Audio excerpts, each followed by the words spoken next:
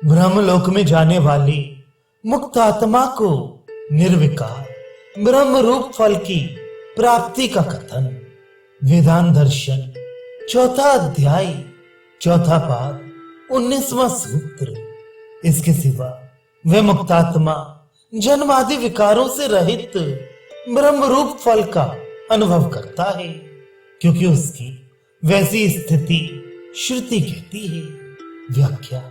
श्रुति में ब्रह्म विद्या का मुख्य फल पर ब्रह्म की प्राप्ति बताया गया है, जो जन्म जरा आदि विकारों को न प्राप्त होने वाला अजर अमर समस्त पापों से रहित तथा कल्याणमय दिव्य गुणों से संपन्न है। इसलिए यही सिद्ध होता है कि उसको प्राप्त होने वाला फल कर्म फल की भांति विकारी नहीं है। ब्रह्मलोक के भोग तो आनुषांगिक फल है। ब्रह्म विद्या की सार्थकता तो पर ब्रह्म की प्राप्ति कराने में ही है। श्रुति में उस मुक्तात्मा की ऐसी ही स्थिति बताई गई है कि जब ये जीवात्मा इस देखने में न आने वाली शरीर रहित बतलाने में न आने वाली तथा दूसरे का आश्रय न लेने वाली पर ब्रह्म परमात्मा में निर्भयता पूर्वक स्थिति लाभ करता है, तब वह निर्भय पद को प्राप्त हो जाता है। पहले कहे हुए सिद्धांत को ही प्रमाण से दृढ़ करते हैं। 20वां सूत्र। श्रुति और स्मृति भी इसी प्रकार दिखलाती है।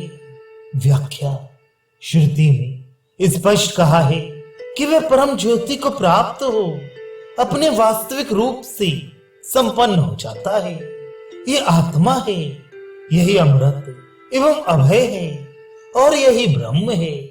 ब्रह्मलोक अन्य लोकों की भांति विकारी नहीं है। श्रुति में उसे नित्य सब पापों से रहित तथा रजोगुण आदि से शून्य विशुद्ध कहा गया है।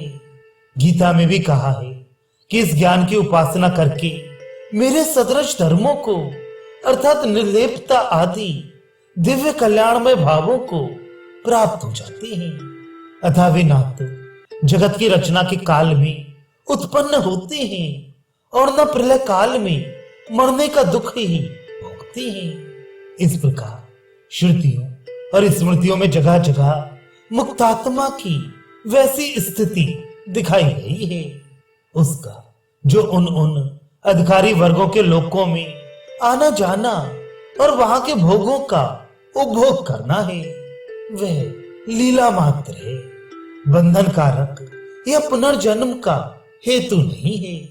ब्रह्मलोक में जाने वाली मुक्तात्मा का जगत की उत्पत्ति आदि में अधिकार या सामर्थ्य नहीं है। इस पूर्वोक्त बात को इस प्रकरण के अंत में पुनः सिद्ध करते हैं।